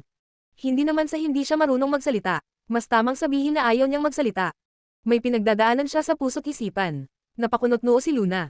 Parang ganun na nga, medyo sarado ang mundo ni Little Treasure. Madalas niyang isinasara ang sarili sa iba, prank ang sagot ni Lucas. Ganun ba? Tama nga ang hinala niya. Tungkol naman sa dahilan kung bakit siya ganoon, hindi na niya sinubukang alamin. Isa itong lihim ng isang mayamang pamilya. Isang bagay na hindi niya dapat pakialaman. Biglang dumiretso ang tingin sa kanya ni Lucas. Ang malamig at matalim niyang mga mata ay tila may kakaibang ningning. Isang titig na parang apoy na kayang sunugin siya hanggang sa maging abo na lang siya. Miss Windsor. Napatigil si Luna dahil sa seryosong titig nito. May posibilidad bang nagkita na tayo noon? Kung ibang lalaki ang nagtanong yun, siguradong iisipin ni Luna na isa lang itong luma at gasgas na pick-up line. Pero dahil si Lucas ang nagsabi, at halatang may tunay na pagtataka sa kanyang mga mata, hindi niya alam kung paano iyon sasagutin. Sa tingin ko, hindi pa tayo nagkikita noon. Kung nakita noon, Mr. Ford, imposibleng hindi kita matandaan, pero, may problema ba?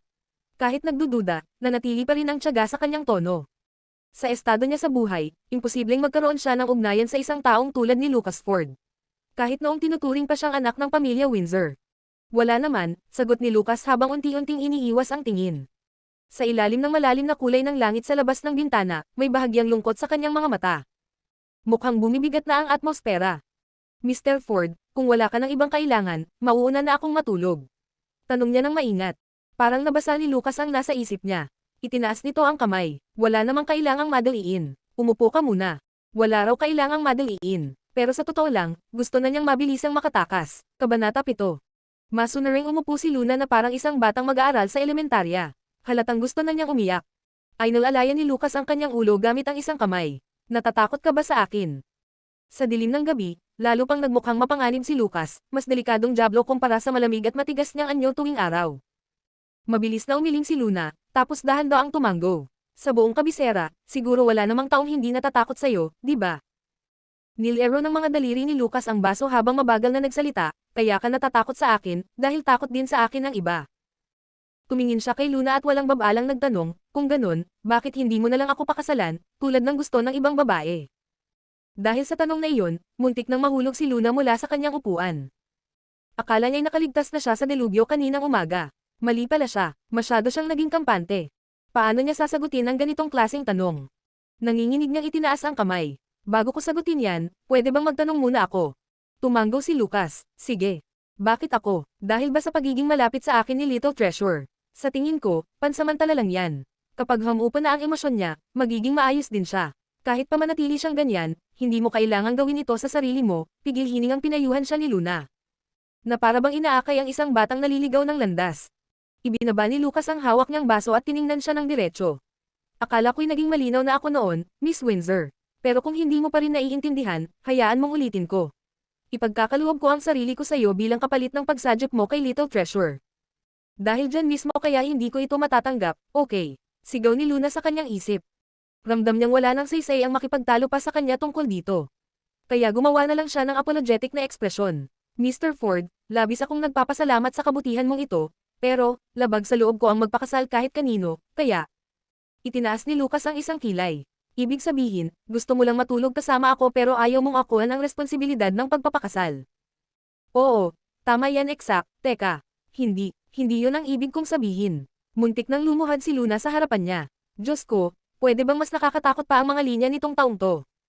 Sayang naman, hindi ako naniniwala sa premarital sex. Sino bang maniniwala dyan? Mahinang bulong ni Luna sa sarili. Nakabuntis ka na nga bago magpakasal, di ba?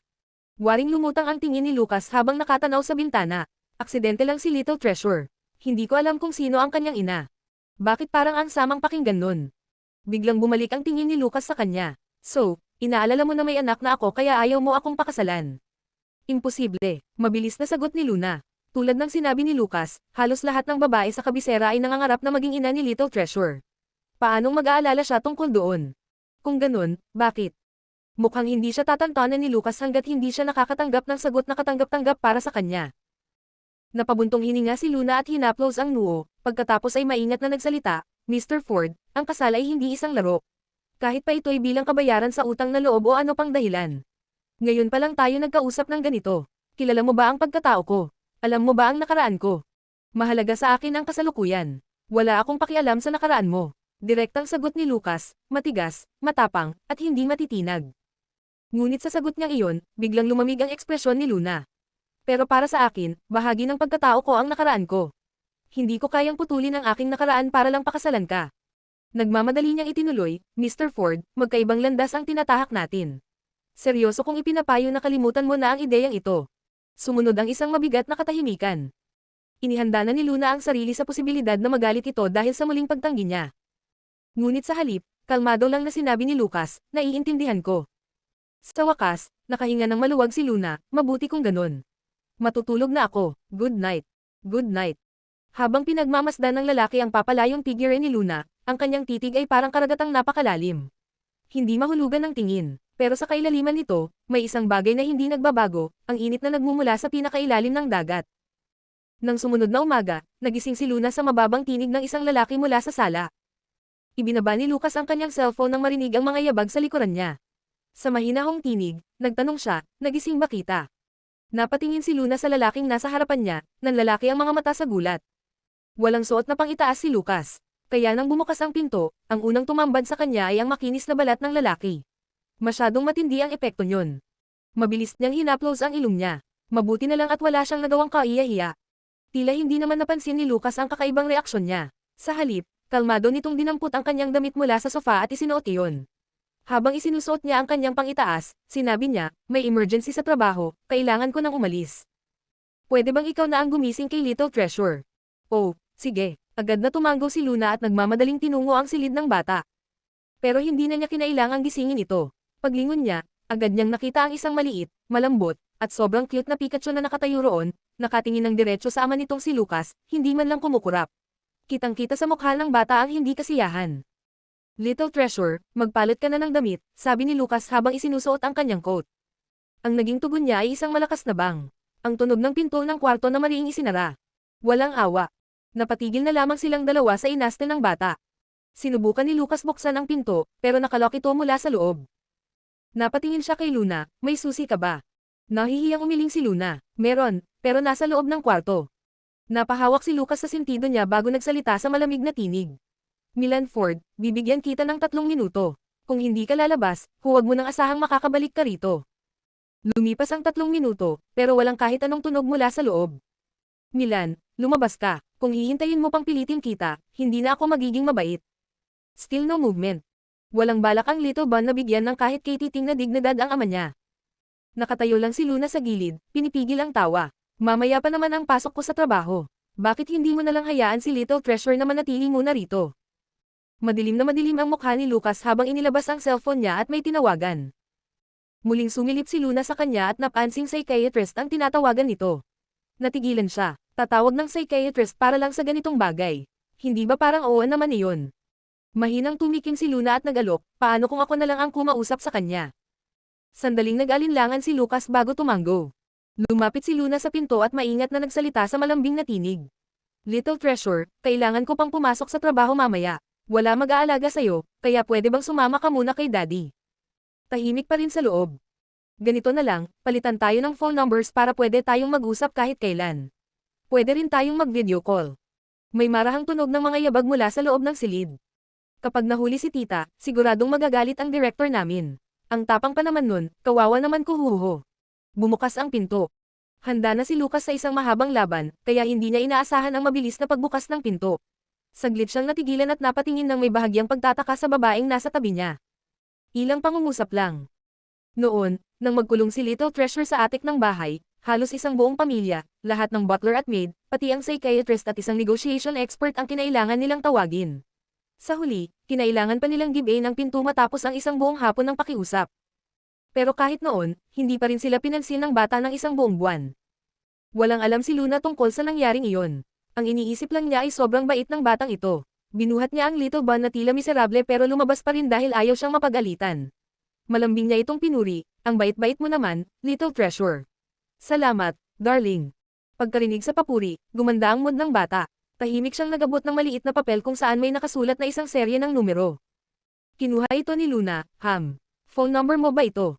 Ayos, isasave ko to. Tatawagan kita pag may free time ako. May kung anong kutob si Lucas. Wala pang phone si Little Treasure, kaya saan nanggaling ang numerong iyon? Bahagyang yumoko si Lucas para sumilip at agad niyang nakilala ang numerong nakasulat. Sa kanya iyon. Hindi masama, as expected of his son. Kabanata 8. Sa Starlight Entertainment.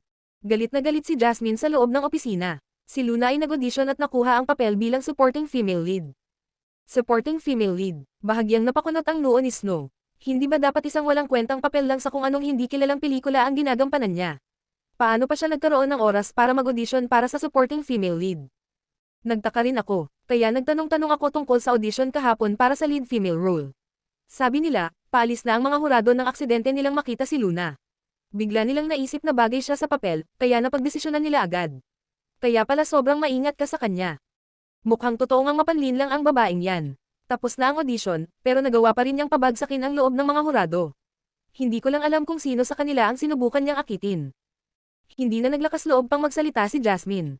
Ang hitsura kasi ni Luna ay isang matinding sandata. Hindi na siya magugulat kung isa sa mga hurado ay nahulog sa patibong nito.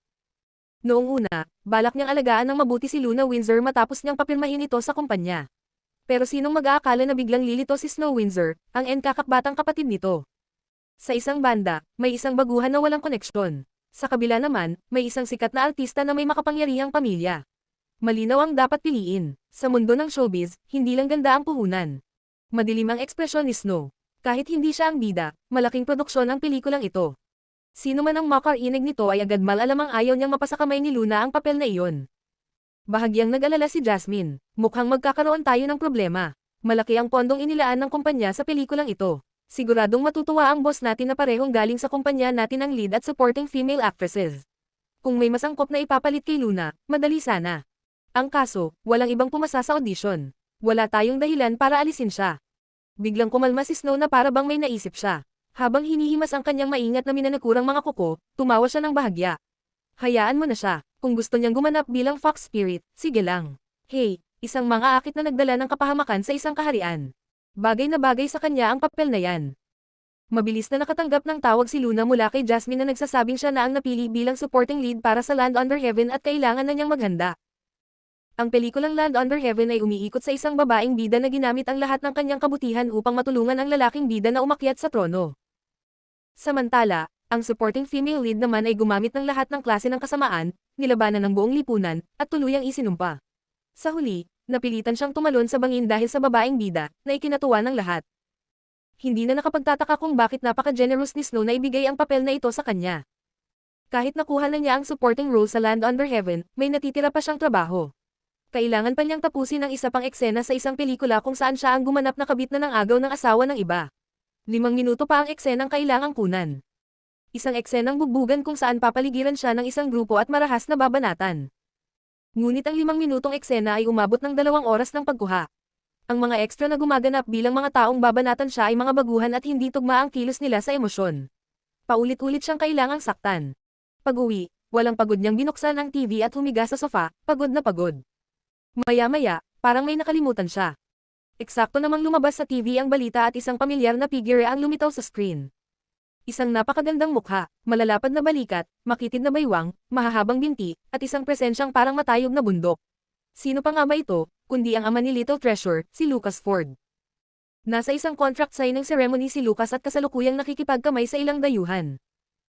Excited na excited ang host habang ipinapaliwanag kung paano matagumpay na pinirmahan ng Ford Corporation ang isang kontrata kasama ang Italian Dr. brand at papasok na sila sa European market. Maaari pang double ang halaga ng kanilang stocks. Sa panonood, biglang naalala ni Luna, nakalimutan niyang tawagan si Little Treasure. Samantalang, sa Platinum Palace, kada rating lang ng mga magulang ng pamilyang Ford mula sa ibang bansa, at kasalukuyang nagtitipon ang pamilya para sa hapunan. Sa wakas, malapit nang matapos ang matagal ng negosasyon ng Ford Corporation sa isang mahalagang kontrata. Labis itong ikinatuwa ng Old Master Ford, kaya naman pinuri niya ng husto si Lucas. Pati si Lucian ay nabigyan ng konting papuri. Ngunit sa bandang huli, lumabas ang tunay na punto ng usapan. Ang sinasabi ng matanda, sa madaling sabi, mahalagang bagay ang trabaho, pero mas mahalaga pa rin ang kanyang mahal na apo. Lucas, alam kong abala ka sa trabaho, pero hindi mo dapat pabayaan si Little Treasure. Natapos na ang pinakaabalang yugto, kaya dapat mong bigyan ng mas maraming oras ang anak mo. Aniya ng kanyang ama. Tama ang ama mo, kung talagang wala kang oras, humanap ka na lang ng taong mag-aalaga sa kanya. Malaki na si Little Treasure, dapat mo na ring pag-isipan ang personal mong buhay. Segunda naman ng kanyang ina. Tama ang sinabi ng ina mo. Matalim na tumingin si Lucian sa kanyang kuya, na para bang sinasabing, ayan na naman sila. Tahimik lang si Lucas, hindi na lang niya pinansin ang usapan at nagpatuloy sa pagkain. Samantala, hawak-hawak ni Little Treasure ang cellphone niya, hindi gumagalaw. Nang makita ang matigas at walang ekspresyong mag-ama, halos madurog ang puso ni Madam Ford sa pag-aalala.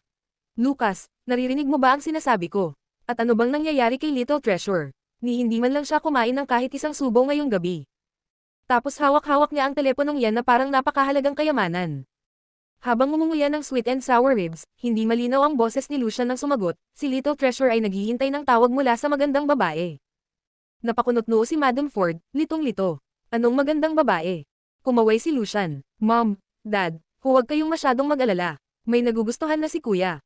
Nagulat si Madam Ford ngunit hindi sigurado kung dapat siyang maniwala. Seryoso ka, Lucian, huwag mo kaming niloloko. Sa puntong ito, seryosong ibinabari ni Old Master Ford ang kanyang kubyertos at tinitigan ng matalim si Lucian, puno ng pagdududa. Ano namang mapapala ko sa panloloko? Siguradong totoo yan. Kung hindi kayo naniniwala, itanong niyo mismo sa kanya. Itinoon ni Lucian ang tingin sa kanyang kuya habang sinasabi ito. Lucas, totoo ba ang sinasabi ni Lucian? Tanong ni Old Master Ford sa mababang tinig. Lucas, magsalita ka naman. Pag-uudyok ni Madam Ford. Hindi niya mahanap ang isasagot sa mga ito. Muntik nang magliyab sa inis si Madam Ford. Matagal siyang naghintay pero isang lang ang sagot nito. Napuno agad ng galit ang sikmura niya. Anak ko, hindi ka ba talaga pwedeng magdagdag man lang ng isang salita? Bakit parang napakahirap mong kausapin? Ang totoo, aniya. Natigilan ang mag-asawang Ford at hinintay ang sasabihin ng panganay na anak. Kahit papaano, hindi pa rin mapigilan ni Madam Ford ang mag-alala. Sa maingat na boses, nagtanong siya, Lucas, ang taong gusto mo ba ay, babae ba o lalaki? Bahagyang dumilim ang ekspresyon ni Lucas, halos pigil ang sarili habang mariing binigkas ang dalawang salita, babae siya. Halos mahulog si Lucian sa upuan sa kakatawa. Siyempre babae, at hindi lang basta babae, isang napakagandang dalaga. Gustong-gusto rin siya ni Little Treasure. Ang tawag na hinihintay niya buong gabi ay mula sa kanya. Halos maiyak sa tuwa si Madam Ford nang marinig ito. Pinagpala tayo ng ating mga ninuno. Pinagpala tayo ng ating mga ninuno. Lucas, taga saang pamilya siya? Ilang taon na siya? Saan siya lumaki? Ano ang trabaho niya? Anong klaseng pamilya ang mayroon siya? Bakit hindi mo man lang kami sinabihan? Dali-daling pinigilan siya ni Lucian. Mom, kalma lang. Wala pang kasiguraduhan ang lahat. Hindi pa namin sinasabi sa inyo kasi natatakot kaming makialam kayo at masira ang lahat. Kapag nalaman nilang si Luna iyon, siguradong magugulo ang sitwasyon. Masama ang reputasyon ni Luna, at isa pa, nasa industriya siya ng showbiz. Sa puntong iyon, nagsalita rin si Old Master Ford. Kung siya ang pinili ni Lucas, wala tayong dapat ipag-alala. Huwag kang mag-overthink. Anong hindi dapat mag-alala? Hindi ka ba nag-aalala? Sino ba ang hindi makatulog sa gabi at napupunta sa balkonahe para manigarilyo? Walang awang inilantad ni Madam Ford ang kanyang asawa. Gayunpaman, pakiramdam niya ay mas kampante siya ngayon matapos marinig ang sinabi ng asawa. Masyadong mataas ang pamantayan ni Lucas sa mga tao. Kaya sigurado akong hindi basta-basta ang babaeng pinili niya. Ang mas mahalaga pa, gusto rin siya ni Little Treasure. Sakto namang biglang tumunog ang cellphone na hawak ni Little Treasure buong araw. Ang numerong iyon ay personal na gamit ni Lucas, at iilang tao lang ang may alam nito. Lumapit si Lucian at tiningnan kung sino ang tumatawag. Totoo nga, si Luna ang tumatawag. Siya ba ang tumatawag? Tanong ni Madam Ford, labis ang pananabik, parang sandali na lang ay makikita na niya ang kanyang magiging manugang. Paulit-ulit na tumango si Lucian at tinulungan si Little Treasure na sagutin ang tawag. Hindi pa kasi gaanong marunong gumamit ng cellphone si Little Treasure. Binilhan na siya noon ni Lucas, pero hindi niya gusto kaya itinapon na lang kung saan. Sa isang iglap, lahat ng nasa hapagkainan ay nakatutok sa cellphone na hawak ni Little Treasure.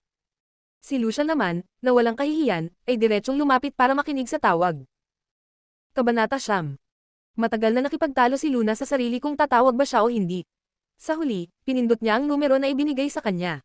Hindi siya mahilig sa mga bata, lalo na mula nang mangyari ang insidente 5 taon na ang nakalipas. Sa katunayan, iniiwasan niya ang mapalapit sa kanila. Tuwing nakikita niya ang isang bata, bumabalik sa kanya ang masasakit na alaala. Ang batang nawala sa kanya. Ang batang iyon ang naging taglay ng kanyang pinakamainit na pangarap. Ngunit kasabay nito, isa rin itong paalala ng kanyang pinakamadilim na nakaraan. Pero sa hindi maipaliwanag na dahilan, iba ang nararamdaman niya kay Little Treasure. Hindi lang nawala ang kanyang pag-aalangan, kundi hindi niya rin mapigil ang mas lalong mapalapit sa bata. Nakakapanibago. Hello, hello. Wala siyang narinig kahit pa nasagot na ang tawag. Alam niyang si Little Treasure iyon, kaya natawa siya ng bahagya. Si Little Treasure ba ito? Pasensya na, katatapos lang ni tita sa trabaho kaya naisipan kitang tawagan. Hindi naman nakakapagsalita si Little Treasure, kaya wala itong paraan para sumagot. Ang nagawa lang ni Luna ay magsalita ng mag-isa at maghanap ng may kukwento. Darling, kumain ka na ba? Masyado kang payat, kaya dapat kumain ka ng mabuti, ha?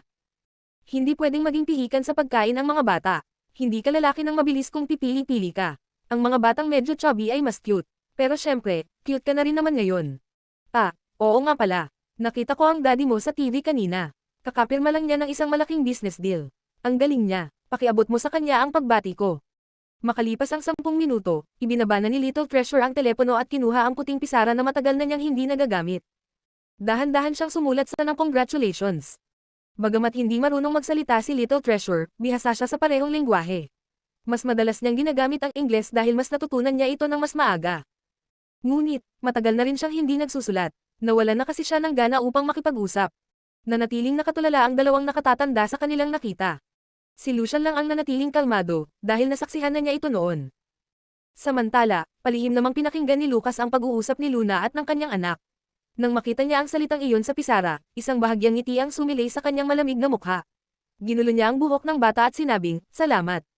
Pagkatapos magsulat, tahimik na ipinagpatuloy ni Little Treasure ang pagkain, pero seryosong-seryoso ang kanyang aura. Kinain niya pati ang mga karot na pinakaayaw niya. Nanatiling tulala ang dalawang nakatatanda. Hindi lang nila nakita ang kanilang mabait na apo na kusa ng sumulat, nakita rin nilang kusa itong kumain at pati ang mga gulay na dati nitong iniiwasan. Nang sa wakas ay makabawi sa pagkagulat, hindi na napigilan ni Madam Ford ang magtanong, "Lucian, ano bang sinabi ng babaeng iyon kay Little Treasure sa tawag?" Pati si Old Master Ford ay nagpakita ng interes. Dahil siya ang sentro ng atensyon, malumanay na sumagot si Lucian, wala naman siyang masyadong sinabi. Sinabihan lang niya si Little Treasure na kumain ng mabuti at huwag maging pihikan sa pagkain. Tapos, pinapabati niya rin si Kuya sa tagumpay nito. Halos hindi makapaniwala si Madam Ford. Yun lang. Kinibitan lang siya ni Lucian. Ano pa ba ang gusto mong marinig? Malalim na nag-isip si Old Master Ford bago nagsalita, sa isang tawag lang, nagawa niyang lampasan ang 1 taon ng pagsisikap ng psychiatrist ni Little Treasure. Tama, sagot ni Madam Ford, labis ang tuwa at gulat. Mukhang mabait ang batang ito. Lucas, dapat magsumikap ka. Tanging sagot ni Lucas. Tiningnan ni Madam Ford ang kanyang panganay na may halong inis at awa. Pagkatapos, lumingon siya sa kanyang bunso. Lucian, ang kuya mo parang isang kahoy, paano siya makakapanligaw? Ikaw na ang tumulong sa kanya, ha? Ngumisi si Lucian ng mayabang. Ngayon lang kayo natutong umasa sa akin. Huwag kayong mag-alala, gagamitin ko ang lahat ng aking nalalaman para tulungan si kuya. Pero bago ang lahat, magkasundo tayo sa isang bagay, huwag kayong makikialam. Alam niyo naman, madaling masira ang lahat sa ganitong sitwasyon kapag nakialam na ang mga magulang. Paulit-ulit na tumango ang dalawang nakatatanda. Oo, naiintindihan namin. Nagtatanong lang naman kami. Pagkaalis ng kanilang mga magulang matapos ang hapunan, agad na lumapit si Lucian sa kanyang kuya, parang asong masiglang kumakawag ang buntot, at humingi ng gantimpala. Ano, kuya, ang galing ko, di ba? Ha, ha. Wala pang isang segundo mula nang sabihin niya iyon, may isang bagay na biglang inihagis sa kanya. Agad niya itong sinalo gamit ang isang kamay. Ano to? Napanganga siya nang makita itong mabuti. Isang susi. At hindi lang basta susi. Ito ang susi ng 100th Anniversary Limited Edition na Bugatti Sports Car. Matagal na niya itong pinapangarap. Isa lang ang nagawa sa buong mundo. Oh, mahal kong kayamanan. Yakap-yakap ni Lucian ang susi, halos halikan nito nang walang tigil. Kuya, mahal na mahal kita. Dati, kahit anong pakiusap niya, hindi siya pinagbigyan ni Lucas. Pero ngayon, matapos lang ang ilang salita sa harap ng kanilang mga magulang, ibinigay ito sa kanya ng ganoon lang. Ibig sabihin, napakalaking puwang na ang sinasakop ni Luna sa puso ng kanyang kuya. Bigla siyang kinabahan. Kuya, sigurado ka bang si Luna ito? Hindi mo lang siya nilalaro. Talagang balak mong pakasalan siya. Oo, walang bahid ng pag-aalinlangan sa tinig ni Lucas. Napasinghap si Lucian. Mula sa pagiging pilyo, bigla siyang naging seryoso, parang isang veteranong bihasa sa mga relasyon. Kung ganun, dapat paghandaan mo na. Alam mo bang ang panliligaw ay parang paglalaro ng isang laro. May iba't ibang level ng hirap. Easy, normal, hard, at hell mode. Ang manligaw kay Luna, hell mode iyon, bro. Lahat ng babae, may kahinaan. Pero magagamit mo ba ang pera kay Luna? Sa itsura niya, kung gusto lang niyang umasenso sa industriya, matagal na niyang nagamit ang pera o koneksyon, pero tingnan mo kung gaano siya kahirap sa entertainment circle. Malinaw na hindi siya tatanggap ng financial support o backdoor deals. Kung gagamitin mo naman ang damdamin. Bro, tingnan mo ang dami ng ex-boyfriends niya sa ibang bansa. Lahat ng pangalan sa listahang yun, matitindi ang background. Noong nakita ko yun, gusto ko na lang yumuko sa paghanga. Hindi pa ako natatalo sa ganitong bagay, pero sa kanya. I have to admit that I defeat. Gagamitin mo ba ang isang bata para itali siya sa kasal? Huwag mong asahan. Ang babaeng iyon, buong puso sa career niya. Wala siyang balak magkaanak. Kahit ako ang manligaw sa kanya, may 80% chance na game over agad. Eh ikaw, 0 EQ kapag dating sa relasyon. Magiging simpleng experience lang niya yun. Tumingin si Lucas sa kanya ng malamig. 100%. Napangiwi si Lucian. Okay, sige. 100% chance ng game over. Huwag nang pansinin ang maliliit na detalye, okay. Pero isa lang ang sigurado ko, pareho kami ni Luna. Ang isang tulad niya, walang balak magpakasal o magkaanak. Ang ganitong klaseng tao, sobrang hirap ng paibigan. Para sa kanila, ang kalayaan ay buhay. Kung gusto mo lang makipaglaro, madali lang. Pero kung gusto mo siyang pakasalan, bro, impyerno ang tatahakin mo. Bahagyang lumambot ang malamig na ekspresyon ni Lucas habang tumatama sa kanya ang liwanag ng buwan mula sa bintana. Hindi mo pa kasi nakikilala ang taong gugustuhin mong pakasalan at magkaroon ng anak. Napakurap si Lucian, may gulat sa mukha. Aba, ang isang taong clueless sa relasyon, biglang may pang-sermon sa akin. Pero, may punto ka nga. So, paano? Kailangan mo ba ng tulong mula sa iyong pinakamamahal at dakilang nakababatang kapatid? Walang kabog-abog ang sagot ni Lucas. Hindi na kailangan. Nagtaka si Lucian. Paano mo nasabi yun? Ang panliligaw ay hindi tulad ng negosyo. Sigurado ka bang hindi mo kailangan ng isang matalino, guwapo, at dalubhasang god-level na coach sa panliligaw? Nag-e-endorso pa siya ng sarili niyang serbisyo nang biglang bumukas ang pinto ng study room. Napatingin silang dalawa sa direksyon nito. Sa may pintuan, nakatayo si Little Treasure, suot ang kanyang pijama. Mabilis na sumilay ang bahagyang pagtataka sa mga mata ni Lucas. Little Treasure, maging si Lucian ay nagulat. Dahil ang batang ito, hindi kailanman lumalabas ng kanyang silid sa ganitong oras. Kabanata 10. Mahilig si Little Treasure sa katahimikan. Karaniwan, nagtatago siya sa kanyang kwarto kapag tapos na siyang kumain. Kailangang agad bumalik sa kanilang kwarto ang mga kasambahay matapos magawa ang kanilang mga gawain. Hindi sila pwedeng gumawa ng ingay o magdudulot ito ng pagkairita kay Little Treasure, na magpapataas ng kanyang galit o kaya'y magdudulot sa kanya ng pagkawala ng kontrol. Noong isang beses, nagpadala si Madam Ford ng mga merienda sa kwarto ni Little Treasure dahil nag-aalala siyang baka hindi sapat ang kinakain nito. Pero si Little Treasure ay naglock sa attic. Kahit gaano pa kamahal ni Madam Ford at Master Ford si Little Treasure, hindi nila kayang manirahan kasama si Lucas at Lucian. Ngunit si Little Treasure ay kusa ng lumabas. Hindi lang iyon, tumakbo si Little Treasure papunta kay Lucas at niyakap ang kanyang mga binti. Tumawa si Lucian, Little Treasure, anong ginagawa mo? Niyayakap mo ba ang daddy mo para bigyan ka ng allowance? Lumuhad si Lucas at tinignan ang anak, at agad niyang naisip kung anong gusto nito. Agad siyang tumanggi, hindi, pinagbigyan na kita kagabi. Kaya tumingin si Little Treasure sa kanyang cellphone. Tumawag ka na kagabi habang kumakain tayo. Muling tumanggi si Lucas. Doon na naintindihan ni Lucian kung ano ang nangyayari. Miss na pala ni Little Treasure si Luna. Dahil hindi siya napapayag ng kanyang ama, tumakbo si Little Treasure papunta kay Lucian at ginamit ang parehong galaw, niyakap ang mga binti ng kanyang tito. Napuno ng tuwa si Lucian, huwag mong gamitin sa akin yan, Precious. Alam mong hindi ko kayang tumanggi sa kakyutan mo. Karaniwang mukhang malungkot si Little Treasure. Kapag nagmakaawa siya para sa isang bagay, ang kanyang maliit na ekspresyon at ang kanyang presensya ay kayang magpatawa sa kanila at pagkatapos ay magpapaamo. Inikat niya ang maliit niyang ulo at ginamit ang kanyang malalaking mata na kumikislap na parang mga bituin. Hindi nila kayang pigilan ang magbigay ng lahat ng bituin sa langit para sa kanya. Ang tanging tao sa pamilya na kayang labanan ang charm na ito ay si Lucas. Napailing si Lucian, wala kang magagawa sa akin, Little Treasure, hindi ko kayang labanan ang dad mo. Mabilis na iniwan ni Little Treasure si Lucian. Walang pakialam. Samando si Lucian sa pader at patuloy na tumawa nang makita ang mukha ng batang parang binugbog ng kanyang mga magulang. Hindi mo kailangang magmadali, Little Treasure. May kasabihan, kapag tunay ang pagmamahal ng mag-asawa, ang paglayo ay nagpapalalim ng pagmamahal.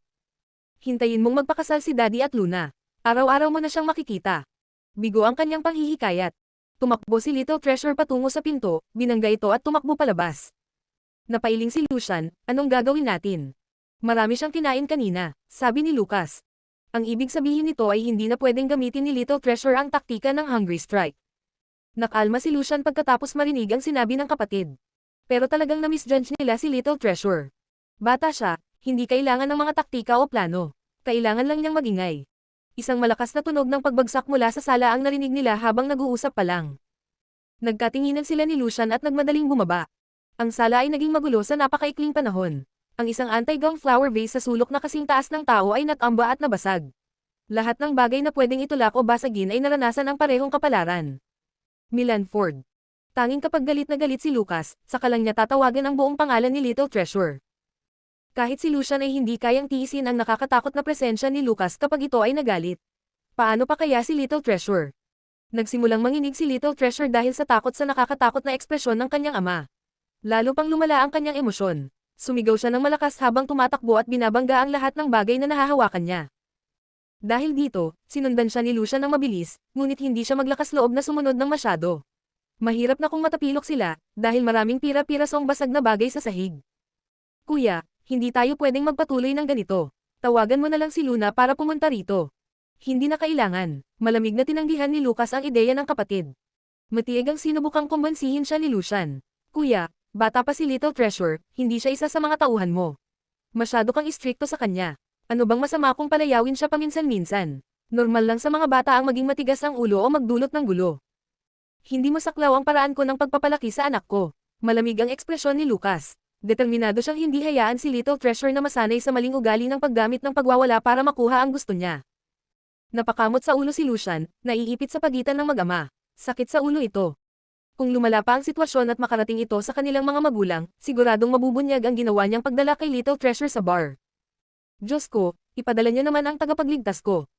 Habang hinahabol ni Lucas si Little Treasure, mabilis na kinuha ni Lucian ang kanyang cellphone at palihim na tinawagan si Luna. Gatlang M. Kinagabihan, nasa bahay si Luna at nagbabasa ng script habang walang ganang nakikipag-chat online. Corrupted Devil King, Little Luna, pwede mo bang palitan na ang luma mong codename? Sumasakit ang mata ko. May lonely empty loss, at hindi sumasakit ang mata mo sa Corrupted Devil King. Hindi ka ba nahihiyang latin ako? Corrupted Devil King, babalik ako dyan sa susunod na buwan. Sunduin mo ako sa airport. May lonely empty loss, hindi ako pupunta, busy ako. Corrupted Devil King, sunduin mo ako. May lonely empty loss, sabi ko, busy ako. Corrupted Devil King, pupunta ka ba o hindi? May lonely empty loss, ang taong tinatawagan mo ay wala nang ganang makipag-usap at naghagis ng aso. Corrupted Devil King, ang taong tinatawagan mo ay sinipa ang aso. May lonely empty loss, ang aso ay nagrereklamo dahil parang tinusok siya ng karayom. Corrupted Devil King, fop. Ano ba yan? Mas bastos ka pa sakin. At sino ang tinutukoy mong may karayom? May lonely empty loss, ikaw naman ang unang naging bastos. Sige na, tapos na tayo. Kailangan kong magbasa ng script. Corrupted Devil King, supporting role lang naman yan, may titingnan pa ba dyan? Dati tayong nagkaroon ng magandang samahan, hindi mo ba ako pagbibigyan? May lonely empty loss, ang dami kong Sa buhay, pangilan ka na kaya? Corrupted Devil King, Little Luna. Hintayin mo lang ako. Isinara na ni Luna ang kanyang laptop at mas tutok ng pinag-aralan ang kanyang script. Habang nagbabasa siya, biglang tumunog ang kanyang cellphone. Isang hindi pamilyar na numero ang nakarehistro. Nag-alala siyang baka galing ito sa production team, kaya agad niya itong sinagot. Hello, Luna, tulungan mo ako. Sino to? Ako si Lucian Ford. Dali, punta ka agad sa Platinum Palace, may nangyari kay Little Treasure. Ano? Anong nangyari kay Little Treasure? Biglang bumilis ang tibok ng puso ni Luna. Napaka-urgent nito, bilisan mo. Kuya, kalma lang, bata pa siya. Little Treasure, huwag mong sirain yan. Napakabigat ng tono ni Lucian, at naririnig pa niya ang mga tunog ng mga bagay na nababasag sa background. Lalo pang kinabahan si Luna. Agad siyang nagbihis habang nagsabi, paparating na ako. Ni hindi niya maipaliwanag ang sarili niyang damdamin. Nang marinig niyang may nangyari kay Little Treasure, hindi siya mapakali. Kakaunti pa lang ang araw ng kanilang pagkakilala, pero tila may espesyal ng puwang ang bata sa kanyang puso. Malayo ang Platinum Palace sa kanyang kinaroroonan, at aabutin ng halos 40 minuto kung magtataksi siya. Nangamba siyang baka may masamang mangyari kung matagalan siya, kaya inilabas niya ang kanyang motorsiklo at mabilis na bumiyahe papunta sa Platinum Palace. 10 minuto lang ang itinagal ng biyahe na dapat ay aabot ng 40 minuto. Malamang ay inabisuhan na ni Lucian ang mga gwardya, dahil agad siyang pinapasok matapos ibigay ang kanyang pangalan. Pagdating niya sa labas ng Villa No. 8, naghihintay na ang isang katulong upang salubungin siya.